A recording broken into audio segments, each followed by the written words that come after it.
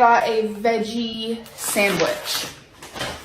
Literally just has veggies. They gave me 2 chips, although I asked for an apple, but that's okay. They gave me the wrong sandwich. Oh no! Turkey with bacon and cheese. This is not a veggie sandwich. Wow. All right. Well, here we go.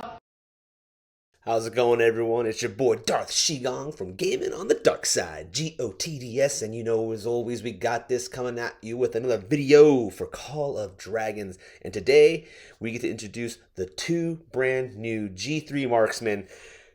Man, I was completely wrong. Let's check them out. You don't know the power Of gaming on the dark side. Alright, guys. Sorry, I just barely woke up. The new date dropped. I had to get out of here and all that and see if the new heroes were showing, and they are. Yeah, I was completely wrong on Magrat or Magrat or whatever you want to call her and all that stuff. We're going to go through her in a second, but let's go and check out the other archer hero first, just so you guys can see here the skills first. We can kind of discuss them a little bit and go from there. So we got Zeta here. You can see her. She looks pretty cool. I like her design. Doesn't have the thick thighs though, right? Like Skogul there does. But hey, you know, we can't all have that superpower. But she is definitely the Marksman PvP mobility hero. So let's check out her first skill, which is going to be Shining Star Shot. It's a passive skill. When Zeta's Legion deals normal attack damage, they gain 1 stack of Dawn Watcher's Mark for 5 seconds, up to 10 stacks, maximum 1 stack every 1 second. Each stack of Dawn Watcher's Mark increases normal attack damage dealt by 4% and march speed by 1%. When you max this skill out to 5, level 5, that normal attack bonus damage will go up to 8%, and she'll have a march speed bonus of 1%. Now that's for each stack. So if you can get to 10 stacks, you're talking a normal bonus damage attack. Well, sorry, I'm going to try that again. A normal attack damage bonus of 80% and a march speed bonus of up to 20%. So they'll be moving around quicker and hitting way harder with those normal attacks. Skill number 2 is Decisive Duel. It's another passive skill. When Zeta's Legion reaches the maximum amount of Dawn Watcher's Mark stacks, they deal 4% more damage and receive 5% more healing. When this is maxed out, that damage dealt bonus will go all the way up to 10%, and the healing received bonus goes up to 20%. I know you guys might be saying, healing bonus? What the hell? But don't worry, we'll be getting to that soon enough. Skill number 3, Tactical Adjustment, another passive skill. All marksman units in Zeta's Legion gain 10% physical attack and 4% march speed. When this one's maxed out, your marksman units will get a physical attack bonus of up to 30% and a march speed bonus of 10%. So basically we're talking, 110% if she has all those little marks all up, and 30% march speed by this time. Fast, hitting hard, interesting. I'm seeing support here. I'm seeing deputy. I don't see her being my main at all yet. 4th skill, Silver Tongue, passive skill. When Zeta's Legion deals normal attack damage, they have a 25% chance to gain normal attack focus, increasing their normal attack crit rate by 10% for 4 seconds. Crazy. So this can go all the way up to a 25% bonus crit rate. So yeah, you get an extra 25% chance of hitting those critical attacks. If you put this with, let's say, Freygar, that's going to go up quite a bit. And with already having a pretty high bonus to the attack itself, those crits are going to be hitting pretty dang hard. And finally, we got the Awakened skill here, Darling of Dawn Watch. This is a passive skill. Zeta's Legion gains 3 stacks of Dawn Watcher's Mark upon entering battle. So right as soon as the fight starts, she's going to start off with 3 stacks of that initial skills buff. And let's go ahead and check that one out again so you guys can kind of see what that's going to do for you. So you can see here with Shining Star Shot, right? That's the first skill here. Each of those marks is going to give you, it's going to increase your normal attack damage and your march speed. Now, this can be all the way from 4% to 8% or 1% to 2%, but with the Awakened, obviously this will be at 5, so it'll be at the 8%. You're going to get 3 stacks right at the beginning of battle. So that means you're going to start off the battle immediately with 24% normal attack damage bonus and an extra, what is that, 6% of march speed, and then you're going to stack it up from there. Now this, basically these stacks last for 5 seconds, so as long as you're hitting those normal attacks, you're stacking these things up. If there's too much time in between normal attacks, let's say you have to like move away or run away from a behemoth or change position, you're going to lose some of that, right? You're going to lose some of those seconds. You got to be careful. I could see this working very well if you had something like Syndrion, who has rapid attack, right? He has that speed. He speeds up and he does way more normal attacks. This would help keep this stacked up to the maximum as long as possible. You'd get way much more runtime, I feel, by having her as a deputy to Syndrion. However, that second skill is going to make you wonder about pairing her up with a new hero, which we're going to get to right now. Like I said, it's really, really different. Did not expect this. All right, so we got McGrath. She's going to be the Marksman Garrison Precision hero of the G3 Marksmen. And her first skill is called Peck's Dream. I almost want to say Peach's Dream, but I'm not too sure if that's how I'm going to pronounce it. So let's go with Peck's Dream. It's a passive skill. McGrath's Legion gains variable healing. What? I did not see that coming. A healing archer, but hey, she has that garrison talent, so okay. Whenever they deal normal attack damage, healing rate 1%. When variable healing has been triggered 5 times, their next normal attack deals 250% more damage. Variable healing can be triggered once every 1 second. So theoretically, every 5 seconds, you'll have a 250,000 or 250% damage buff to your normal attack. Blam! That one will hit 250% harder, and you also would have gotten yourself up to 5% healing. Now, that's with the skill completely unleveled. Once you get this thing all the way up to level 5, every 5 seconds, you potentially can deal 450% normal attack damage with that attack.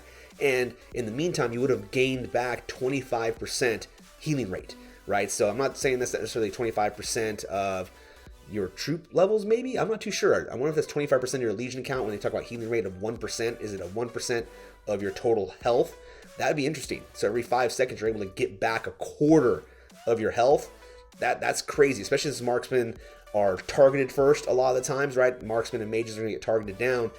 This can keep you going a lot longer. And once again, since it's a garrison hero, you're going to be living a lot more too. So if you can get that counterattack damage happening based off of this marksman, you're living, you're going, you're killing. Not too bad.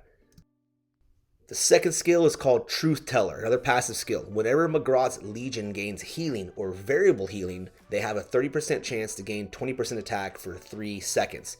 This attack bonus can go all the way up to 40% for 3 seconds when you have this all the way leveled up. Third skill is called Spore Stupor. This is another passive skill. All marksman units in McGrath's Legion deal 5% more normal attack damage and gain 5% hit points, or HP, right? Which is awesome because it helps prevent those severe deaths going into the hospitals. So, or severe wounded, I should say. This can go all the way up to 15% on that normal attack damage bonus, and you can get up to a 20% HP bonus, making those marksmen a whole lot more tanky, which they haven't been up to this point. The fourth skill here is Fungal Fervor. It's going to be a passive skill. Again, when McGrath's garrison army is in a city or stronghold, they receive healing every 10 seconds, a healing factor of 50, and gain 4% attack for 5 seconds. When you max this out, that healing factor goes up to 200 every 10 seconds, an attack bonus of 10%. Not too bad. So, I mean, yeah, once again, this is about keeping your garrison troops alive longer, and they'll be hitting back harder, causing more deaths and wounded to the enemies attacking your castle or pass. Last one here, this is going to be the Awakened skill, Toadstool Stew. This enhances Peck's Dream, which we'll go into in a second here. Well, actually, it says it right here. Remember, that's the one where she gets variable healing, right? Up to a 5% variable healing rate every, that's every second it can be triggered. And every 5 seconds, you'll do 450% more damage for that normal attack. This here just increases the normal attack damage up to 500%. So it really doesn't do a huge difference per se and all that. But if you're maxing out everything else, you're going to get this anyways. So just keep that in mind. So this is a possible, where you have it not having to worry about fully awakening this hero, which is good because this is the one that's in the Strongest Lord event going through. So it's going to be expensive and time consuming to level up this hero to be fully awakened. However, it's going to do quite a bit. This is definitely going to change some gameplay when it comes to archers. I know that a lot of people weren't expecting, or even as far as I know, asked for a healing archer. If anything, I thought a healer might come out of a mage possibly.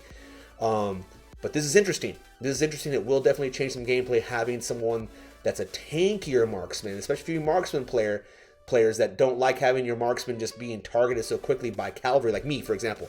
I'm a flying cavalry guy. I definitely go flying for you guys. You and archers, or you and mages are what I chew on the most. You guys are my meal, and I'm going to come after you.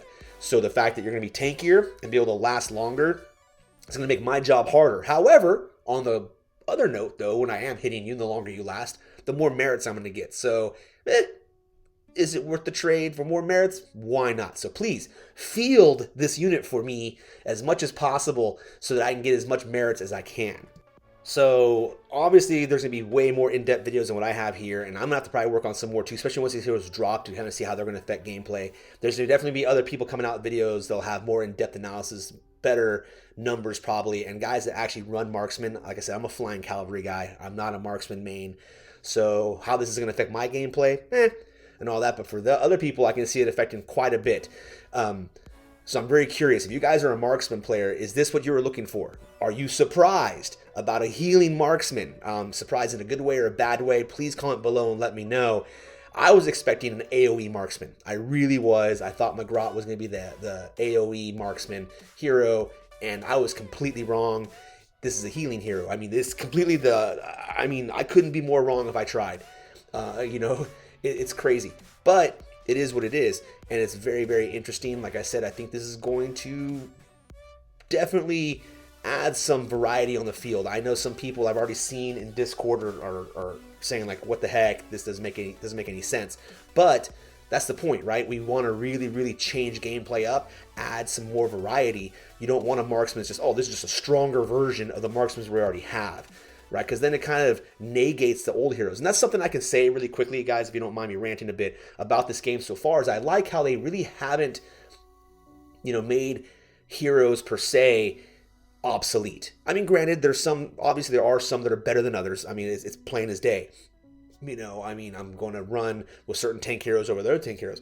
But even the most basic of tank heroes, or basic of heroes, period, still have their utility. You can still use them. You still see them out in the field. They're still doing things.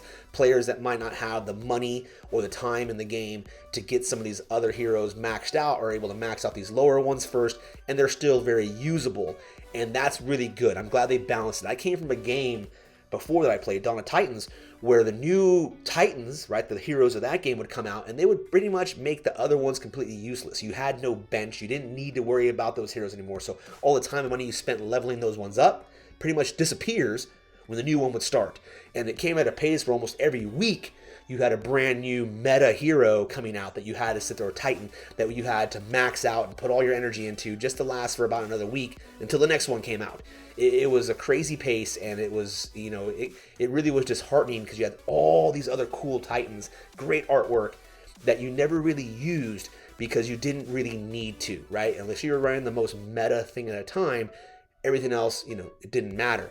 With this game, I still see Nika legions out there, right? I still see Bakar being used on the field even. You can use these other heroes, and I do like that. I'm not saying they're tip of the spear, but they are useful, and that is great and something I really do appreciate about the game.